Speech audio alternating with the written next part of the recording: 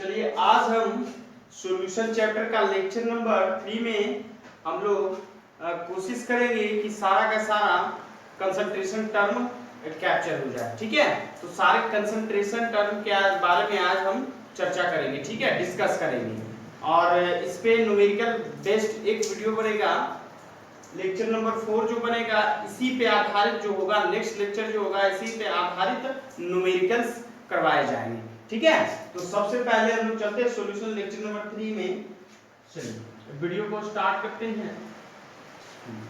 तो सबसे पहले टर्म के बारे में पढ़ते हैं वॉल्यूम बाय वॉल्यूम परसेंट, जिसको हम लोग बोलते हैं आयतन प्रतिशत। ठीक है, क्या कहते हैं? आयतन प्रतिशत।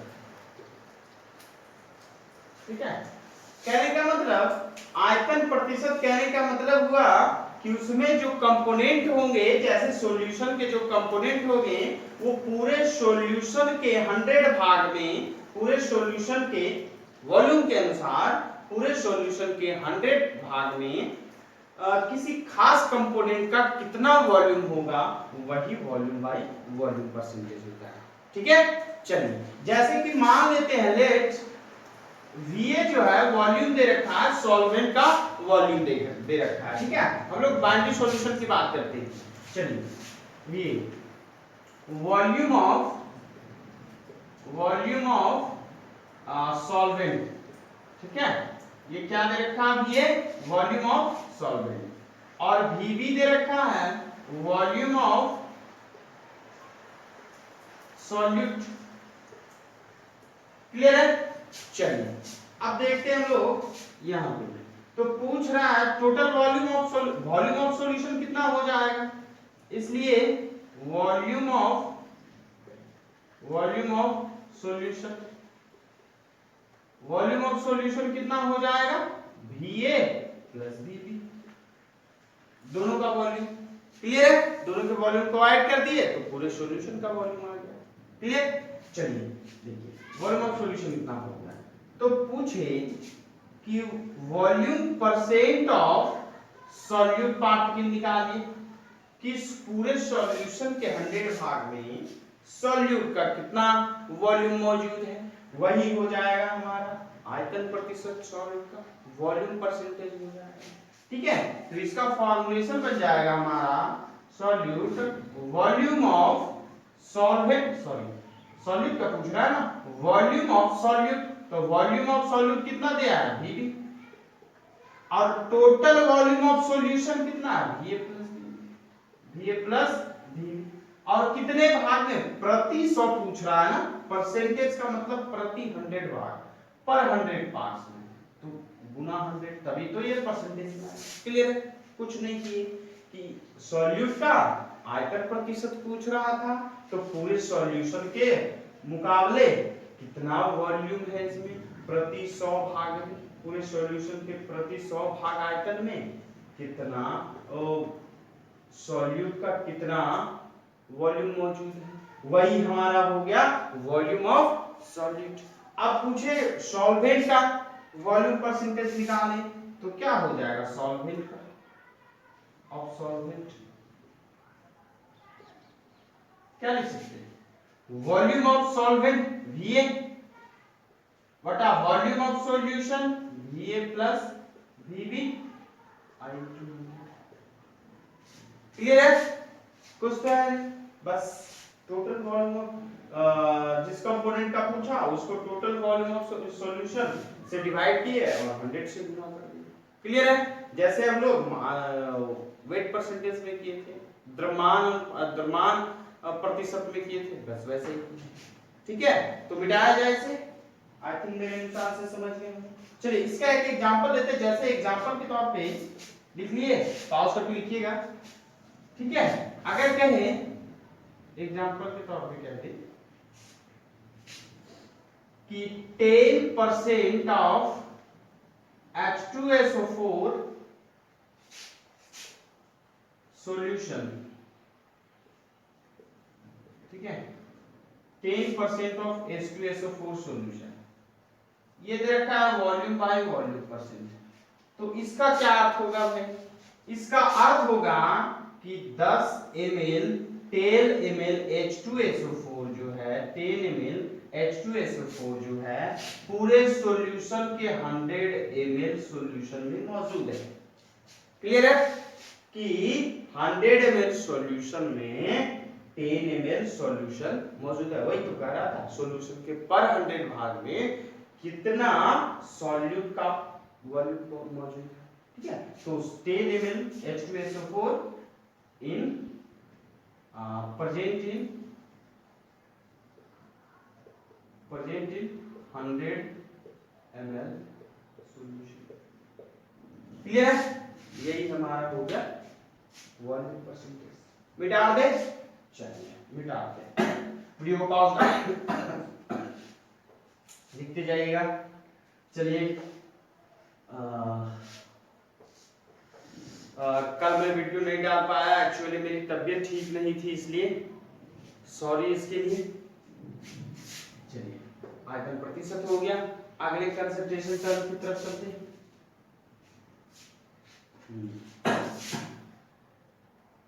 चलिए अगला कंसंट्रेशन टर्म चलते हैं वेट बाई वॉल्यूम परसेंट। ठीक है, weight by volume percent of solution.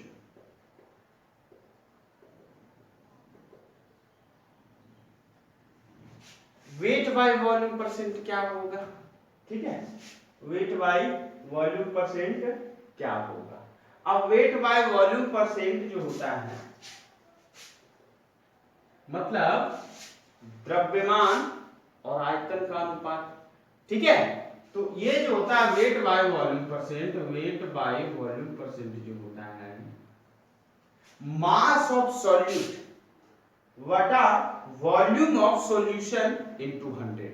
Solution के प्रत्येक 100 पार्ट्स में, सॉल्यूशन के आयतन के अनुसार, वॉल्यूम के अनुसार सॉल्यूशन के पर 100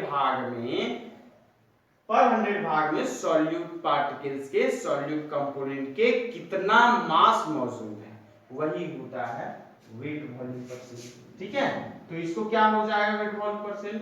मास of solute by volume of solution, volume of solution into 100। Clear? जैसे एग्जांपल हम लोग लेते हैं, एक एग्जांपल लेते हैं, कह दिया 5% of NaCl solution, 5% of NaCl solution. जैसे 5 NaCl का 5% सॉल्यूशन बना हुआ, कुछ नहीं तो सॉल्वेंट किसमें?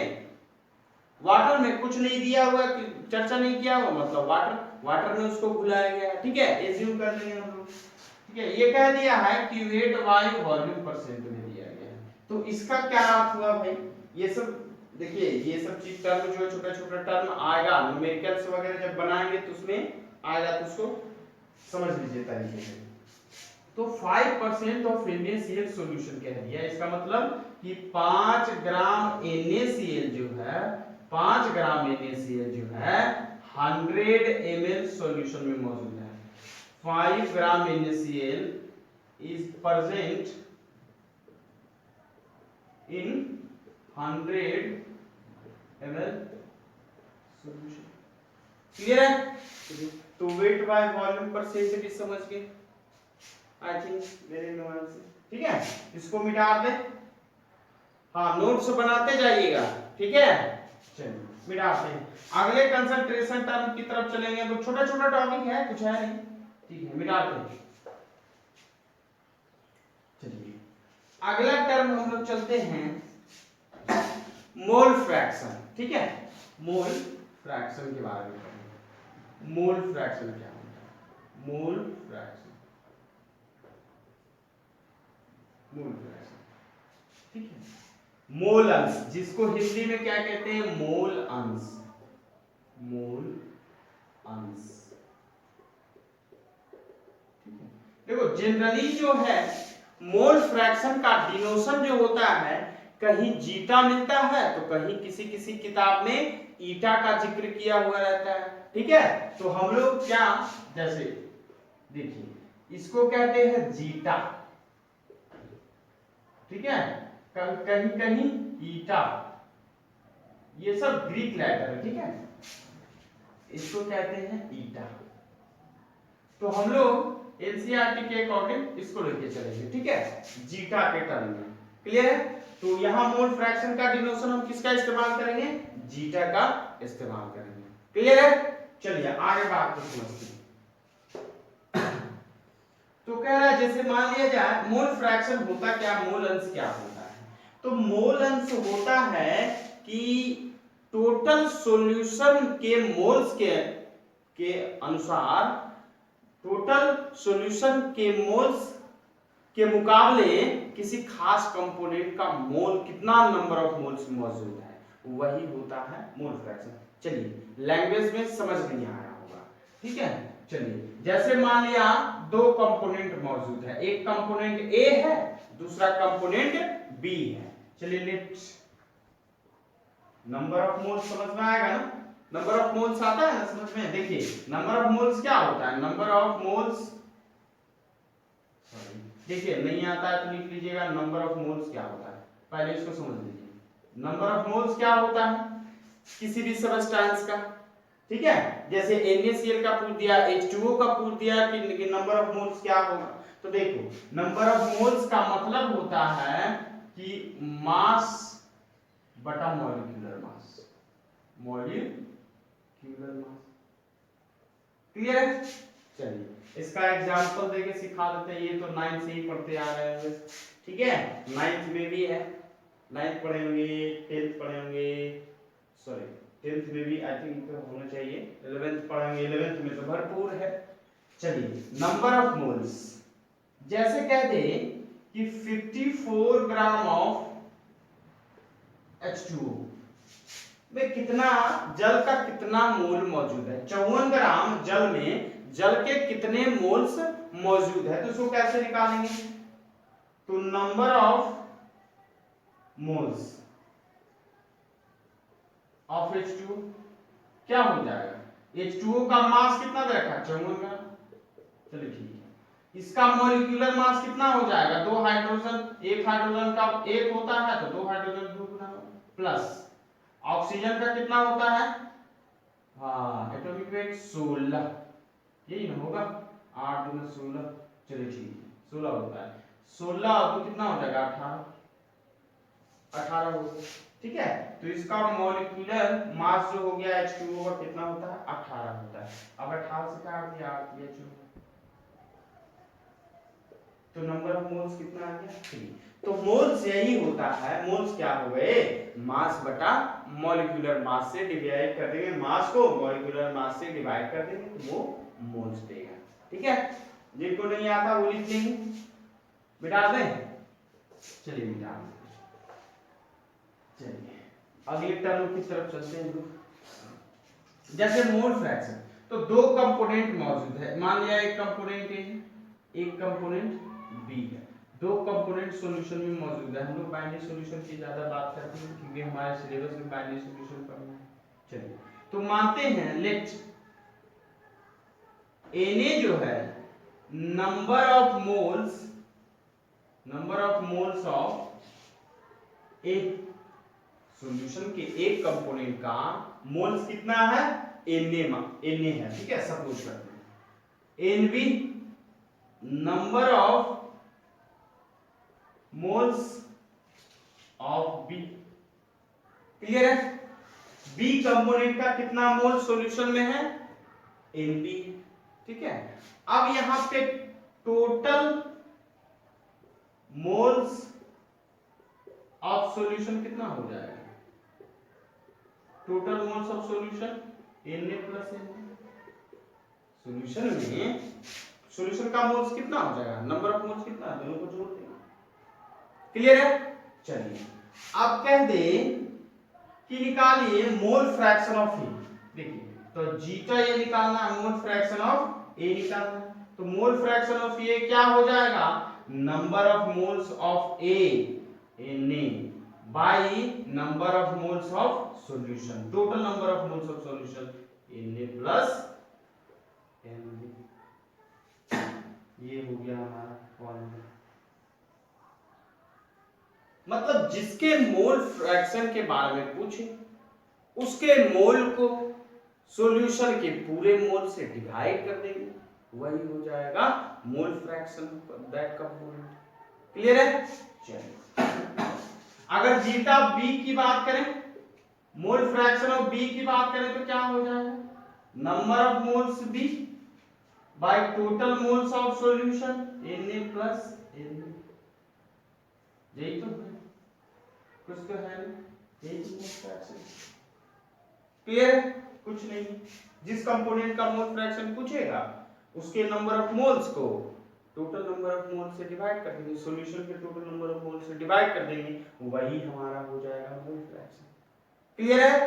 चलिए एक एग्जांपल लेके समझते हैं हम लोग, ठीक है? जैसे बेटा आप दे क्या, चलिए बेटा आप देते हैं, हाँ नोट्स बनाते जाइएगा, ठीक है? चलिए जैसे ए और बी दो कंपोनेंट, ए का सॉल्यूशन में कंपोनेंट ए का जो है, कंपोनेंट ए का 2 मोल मौजूद है और कंपोनेंट बी का 4 मोल मौजूद है, ठीक है? कंपोनेंट ए का 2 मोल, कंपोनेंट बी का 4 मोल। तो पूछेगा मोल फ्रैक्शन ऑफ ए क्या होगा? मोल फ्रैक्शन ऑफ ए क्या होगा? तो मोल फ्रैक्शन ऑफ ए कैसे निकाल सकते हैं? नंबर ऑफ मोल्स ऑफ ए, तो नंबर ऑफ मोल्स ऑफ ए कितना है? 2। टोटल नंबर ऑफ मोल्स 4 2 6, 2 तिहाई 6, 1/3। क्लियर है? इसका मोल फ्रैक्शन कितना है? अब पूछ दे जीटा बी निकाल, मोल फ्रैक्शन ऑफ बी निकालिए, तो कैसे निकालेंगे? ठीक है, तो number of moles of B by total number of moles 6, 2 दूना 4, 2 तिहाई 6, 2/3। ठीक है, इतना। अगर कंपोनेंट कोई और कंपोनेंट मौजूद होता, बीटा सी सॉरी जीटा सी निकालने को बोलता, मान लिया 3 कंपोनेंट होता, 4 कंपोनेंट होता, तो उसको कैसे निकालते? जीटा सी निकालते, सी का नंबर ऑफ मोल्स बटा total number of moles of solution. Clear है? चलिए इजी तो है, कुछ है नहीं। अब देखिएगा, ध्यान दीजिएगा कि सॉल्यूशन में जितने कंपोनेंट मौजूद होंगे उन कंपोनेंटों का जो मोल फ्रैक्शन का जो योग होगा वो हमेशा 1 होता है, ठीक है? जैसे मान लिया 2 कंपोनेंट हमने लिया, इनका मोल फ्रैक्शन 1/3, इनका और जीटा बी 2/3। अब दोनों को जोड़ते हैं, जीटा ए प्लस जीटा बी को जोड़िए, 1/3 प्लस 2/3। देखिए यहां से क्या आता है, जीटा ए प्लस जीटा बी कितना आएगा? 3 1 3 और 2 हो गया ना, 3 1 4, 3 1 2 1 3 3 1 आ जाएगा। इन दोनों को जब ऐड कीजिएगा तो मोल फ्रैक्शन, तो यहां से क्या पता चला कि सॉल्यूशन में चाहे जितना भी कंपोनेंट होगा, सभी कंपोनेंटों का मोल फ्रैक्शन का जो एडिशन होगा वो कितना होगा? 1 के बराबर होगा, 1 के इक्वल होगा। यदि 2 कंपोनेंट है, एक का मोल फ्रैक्शन हमें पता है तो दूसरे का मोल फ्रैक्शन निकालने के लिए क्या करेंगे? पहले का मोल फ्रैक्शन एक में से घटा देंगे, वही दूसरा मोल फ्रैक्शन हो जाएगा दूसरे का। क्लियर है? मिटा दे, समझ गए? ये था हमारा मोल फ्रैक्शन। तो कुछ नहीं, मोल अंश कुछ नहीं है कि जिसका मोल फ्रैक्शन पूछे उसके नंबर ऑफ मोल्स को सॉल्यूशन के पूरे नंबर ऑफ मोल्स से डिवाइड कर देना, वही नंबर ऑफ मोल्स होता है। क्लियर है? चलिए मिटा दे।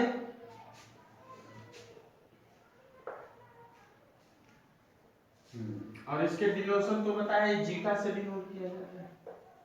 चलिए ये मोल फ्रैक्शन हो गया। चलते हैं आप लोग अगले टर्म के बारे में, मोलरिटी। ठीक है, मोलरिटी, मोलरता। ठीक है, सब पे न्यूमेरिकल करेंगे, ठीक है?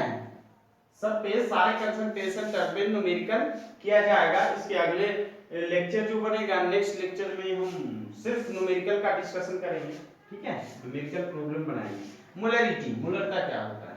चलिए तो देखिए मोलरता क्या होता है। कि 1 लीटर सॉल्यूशन में सॉल्यूट के कितने नंबर ऑफ मोल्स मौजूद हैं उसी को हम बोलते हैं मोलरिटी। क्लियर है? उसी को हम बोलते हैं मोलरता। समझे बात को? क्या होता है मोलरता? कि number of moles present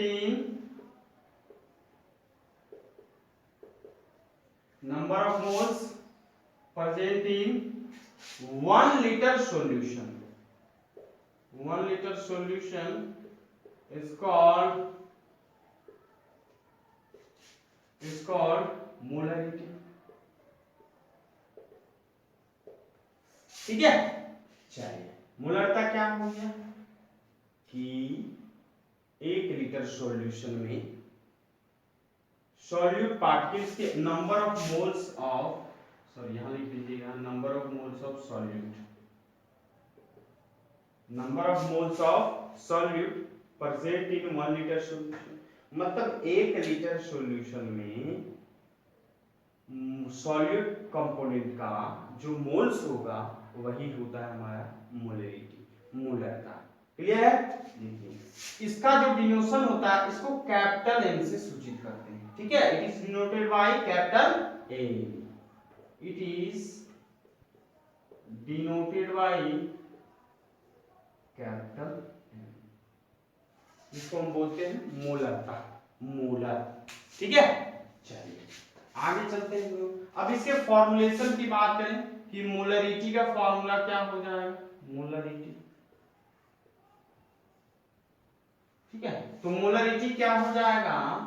number of moles of solute component का कितना मोल्स है बटा वॉल्यूम ऑफ सॉल्यूशन। किस में लेंगे? लीटर में लेंगे। ठीक है?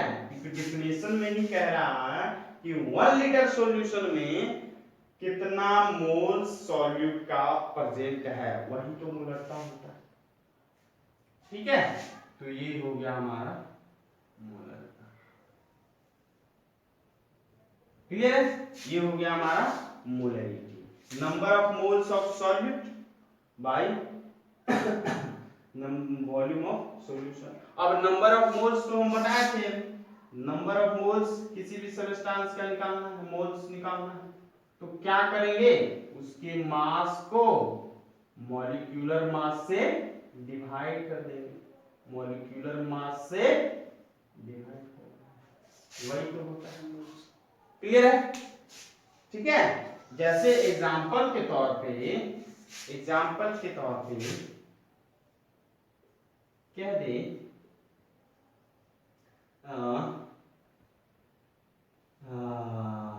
Molarity of H plus ion is 3 in a solution। ठीक है? कि एक सॉल्यूशन में H प्लस आयन की जो मोलरिटी है वो 3 दे रखा है। इसका क्या मतलब क्या कि H प्लस आयन के 3 मोल जो है 1 लीटर सॉल्यूशन में मौजूद है। ठीक है? H प्लस आयन का कितना मोल 1 लीटर सॉल्यूशन में मौजूद है? 3 मोल्स। ठीक है? हाँ, तो 3 मोल्स, इसका मीनिंग हो गया 3 moles of H plus ion are present in 1 litre solution. Clear? ये हो गया हमारा। ठीक है? मिटाया जा। चलिए, नंबर ऑफ मोल्स, अब भी इसको हम ऐसे लिख सकते हैं, नंबर ऑफ मोल्स को N से डिनोट करें और वॉल्यूम को हम V से डिनोट करें, N बाई V। तो दिक्कत मिटाया जा। चलिए मिटा दें।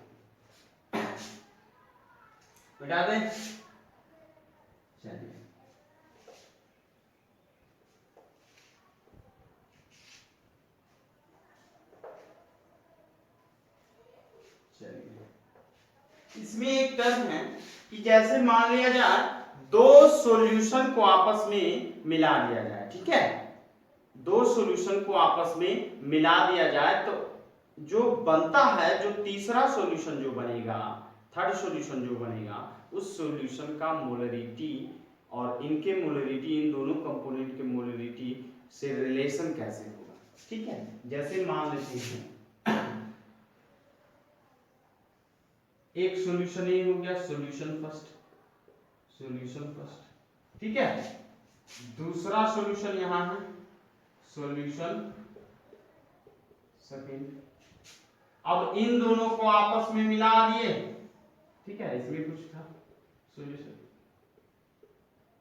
अब दोनों को आपस में मिला दिए तो तीसरा सॉल्यूशन बना, तीसरा सॉल्यूशन बना, सॉल्यूशन थर्ड, ठीक है। मान लेते हैं इसकी मोलरिटी M1 थी, इसकी मोलरिटी M2 थी और इसकी मोलरिटी मान लेते हैं M।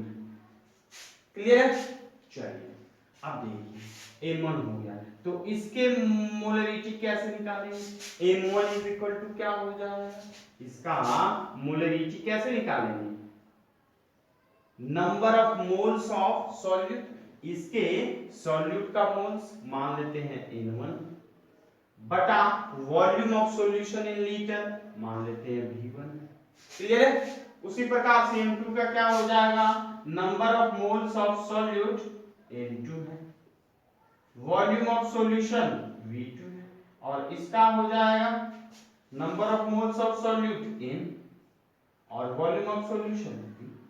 अब यह बात समझिएगा कि देखिए इन दोनों को मिला करके, इन दोनों को मिला करके ये थर्ड सॉल्यूशन बनाया गया है, तो थर्ड सॉल्यूशन का वॉल्यूम क्या होगा, इस सॉल्यूशन का जो वॉल्यूम क्या होगा, वॉल्यूम जो होगा V1 प्लस V2 के बराबर नहीं होगा, इसके वॉल्यूम को ऐड कर देंगे तो इसका वॉल्यूम, तीसरे का वॉल्यूम हो जाएगा, तो V बराबर V1 प्लस V2, ठीक है।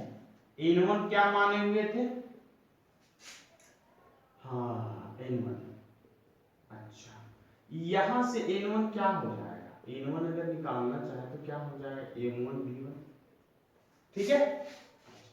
यहां से अगर M2 निकाले तो क्या हो जाएगा M2 V2, यही होगा, तरीके से समझिएगा, हौच पौच नहीं। क्या किए, एक सॉल्यूशन था और एक दूसरा सॉल्यूशन था, इन दोनों सॉल्यूशन को आपस में मिला दिए और एक तीसरा सॉल्यूशन बनाया। तो हम कोशिश कर रहे हैं इसके मोलर में, इसके मोलरिटी में, इसके मोलरिटी में, तीनों में कुछ रिलेशन आ जाए तब कुछ काम बनेगा, ठीक है। तो देखिए इन दोनों को मिला के एक तीसरा सॉल्यूशन बना, तो इस सॉल्यूशन का जो वॉल्यूम होगा इन दोनों सॉल्यूशन के वॉल्यूम के योग के बराबर होगा, तो वॉल्यूम V1 प्लस V2 हो गया इसका। क्लियर है? चलिए आगे बात को समझते हैं। अब देखिए इसमें नंबर ऑफ मोल्स कितने होंगे, टोटल नंबर ऑफ मोल्स, मोल क्या है, मोल्स क्या है, एक प्रकार का नंबर है, संख्या है ना, कि एक मोल में, अरे भाई एक मोल बराबर कितना है, 6.25 समथिंग ऐसे करके कुछ होता है क्या, ठीक है, into 10 to the power 23 ऐसे करके कुछ 6.022 into 10 to the power 23 atom ऐसे करके होता है, तो वो क्या नंबर, इसमें टोटल इसके मोल्स कितना हो जाएगा, n जो हो जाएगा टोटल मोल्स कितना हो जाएगा, इसका मोल्स प्लस इसका मोल्स, ठीक है। हाँ तो n क्या हो जाएगा, टोटल n इसका n1 और प्लस n2, क्लियर है। हाँ थर्ड सॉल्यूशन का जो नंबर ऑफ मोल्स कितना होगा, इसका नंबर ऑफ मोल्स प्लस इसका number of moles n1 plus n2, clear है। इसका वॉल्यूम क्या हो जाएगा थर्ड सॉल्यूशन का, इसके वॉल्यूम और इसके वॉल्यूम को ऐड कर देंगे, क्लियर है। चलिए इतना हो गया। अब देखिए यहां से n की वैल्यू निकालें तो क्या हो जाएगा n इंटू b, क्लियर है। चलिए अब देखिए यहां से हमारा रिलेशन n बराबर n1 प्लस n2 है, ठीक है। यहाँ देखिए कैलकुलेशन करते हैं, रिलेशन आएगा n इज इक्वल टू दे रखा है n1 प्लस n2, क्लियर है। आप देखिए n1 प्लस n2 दे रखा है, तो n1 प्लस n2, आप देखिए n की वैल्यू क्या है n देखिए, प्लस n1 की वैल्यू क्या है n1 v1,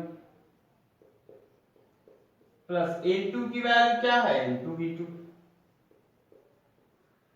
is equal to n, और v की वैल्यू क्या है v1 plus v2, v1 plus v2, m1 v1 plus m2 v2, clear है। हाँ, तो यहां से हमारा क्या रिलेशन बन गया, m1 v1 plus m2 v2 is equal to capital M v1 plus v2, ये हमारा एक रिलेशन, क्लियर है। कैमरे पे दिख रहा है भाई, थोड़ा सा देख लें।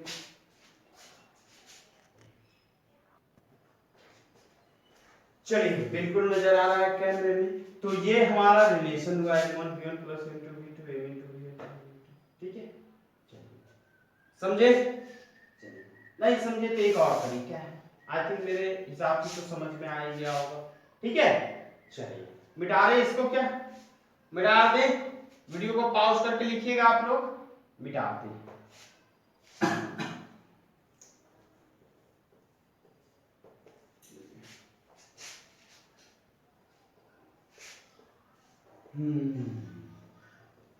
ये हो गया हमारा मोलरिटी, ठीक है। इसमें एक टर्म है, अभी कह दें कि मोलर सॉल्यूशन की बात करें, कह दें कि एक सॉल्यूशन है, एक मोलर सॉल्यूशन, मोलर सॉल्यूशन, ठीक है, एक मोलर सॉल्यूशन, तो इसका जो मोलरिटी हो जाएगा वो कितना हो जाएगा 1, ठीक है। इसकी मोलरिटी कितना हो जाएगा 1 हो जाएगा। अब कहते हैं by molar solution, by molar solution, molar solution, ठीक है। बाई मोलर सॉल्यूशन का मतलब होता है जिसकी मोलरिटी 2, ठीक है। फिर कहते हैं डेसी मोलर सॉल्यूशन, ठीक है। तो डेसी मोलर सॉल्यूशन का मतलब जिसकी मोलरिटी 1/10, ठीक है। फिर कहते हैं सेंटी मोलर सॉल्यूशन, जिसकी मोलरिटी 1/100, क्लियर। चलिए तो ये हो गया हमारा मोलरिटी। मोलरिटी क्या हुआ कि number of moles of that component is present in total, is present in 1 litre solution, ठीक है। 1 लीटर सॉल्यूशन में उस कंपोनेंट का कितना मोल्स मौजूद है, क्लियर है, वही होता है मोलरिटी। मिटा दे क्या, चलिए ये हो गया। अब चलते हैं नॉर्मलिटी, ठीक है। मोलरिटी हो गया, मोलालिटी चलते हैं, ठीक है। Molality,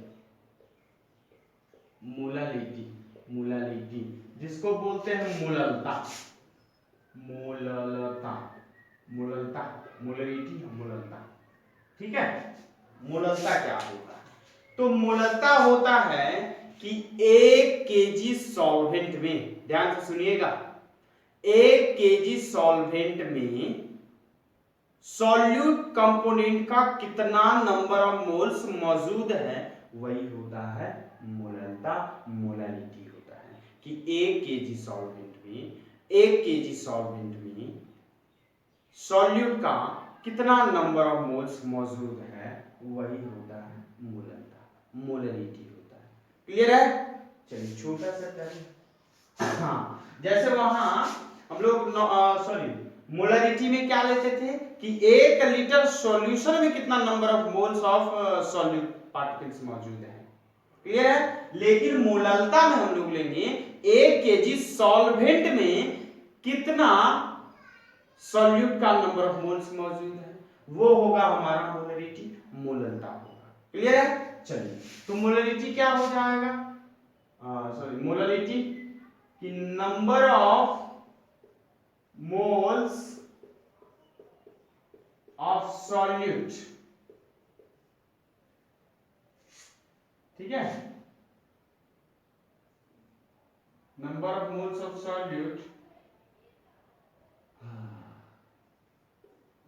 which are present in 1 kg 1 kg solvent, मतलब number of moles of solute, solute का कितना मोल्स विच जो are present in 1 kg solvent, solvent के 1 kg मास में मौजूद है, वही हो जाता है, क्या हो जाता है, कॉल्ड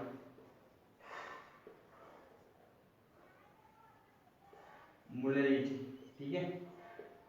हाँ, number of moles of solute which are present in 1 kg solution, which are present in 1 kg solution is called molality, ठीक है, ये मोलरिटी।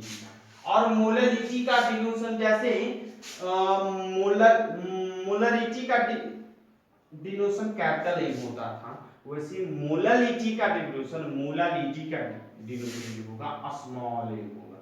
इसको किससे डिनोट करेंगे, स्मॉल ए से करेंगे, क्लियर है, तो मिटा दे, चलिए मिटा दे।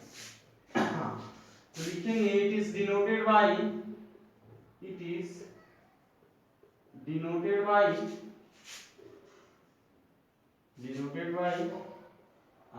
स्मॉल, क्लियर है। अब मोलरिटी बराबर क्या हो जाएगा, मोलरिटी, मोललता याद रखिएगा, मोलरिटी आएगा मोलरिटी, ठीक है। हाँ, दोनों कंफ्यूजन मत होइएगा। हाँ, मोलरिटी क्या हो जाएगा, नंबर ऑफ